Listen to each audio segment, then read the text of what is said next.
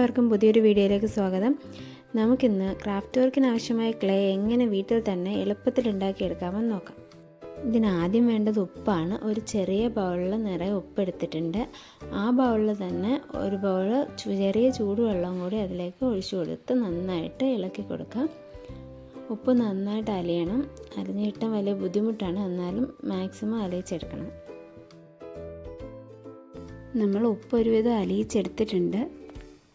അതിലേക്ക് 2 ബൗൾ മൈദാമാവ് ഇട്ട് കൊടുക്കാം. നമുക്ക് ഉപ്പിട്ടതിൻ്റെ നേരെ ഇരട്ടിയാണ് മൈദാമാവ് നമ്മൾ ചേർക്കുന്നത്.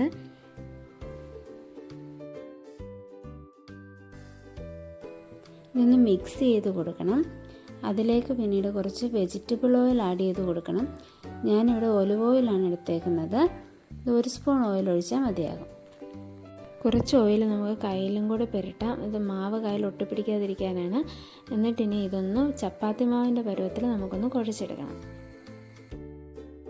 നിങ്ങൾക്ക് ഈ വീഡിയോ ഇഷ്ടപ്പെടുകയാണെങ്കിൽ നിങ്ങളിതൊന്ന് ലൈക്ക് ചെയ്യണം, ഷെയർ ചെയ്യണം, അതുപോലെ സബ്സ്ക്രൈബ് ചെയ്ത് സപ്പോർട്ട് ചെയ്യുക.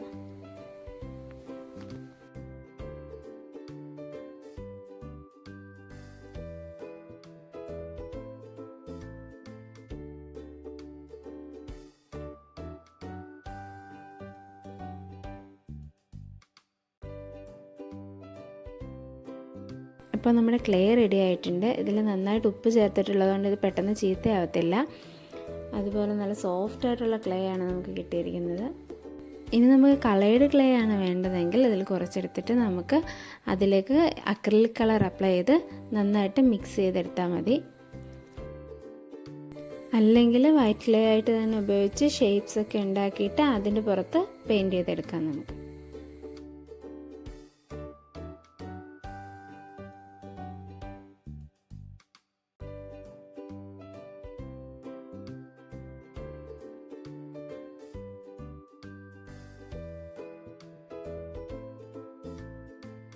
ഇതുപോലെ നമുക്ക് ഏത് കളർ വേണമെങ്കിലും ചെയ്തെടുക്കാം.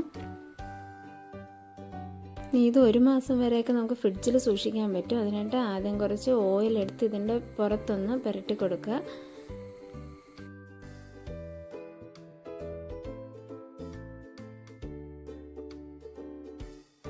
അതിനുശേഷം ഒരു പ്ലാസ്റ്റിക് കവറിലാക്കിയിട്ട് നന്നായിട്ട് പൊതിഞ്ഞ് ഒരു എയർ ടൈറ്റ് കണ്ടെയ്നറിലാക്കി നമുക്ക് ഫ്രിഡ്ജിൽ സൂക്ഷിക്കാൻ പറ്റും. പിന്നീട് നമുക്ക് ആവശ്യത്തിനനുസരിച്ച് എടുത്ത് ഉപയോഗിക്കാം.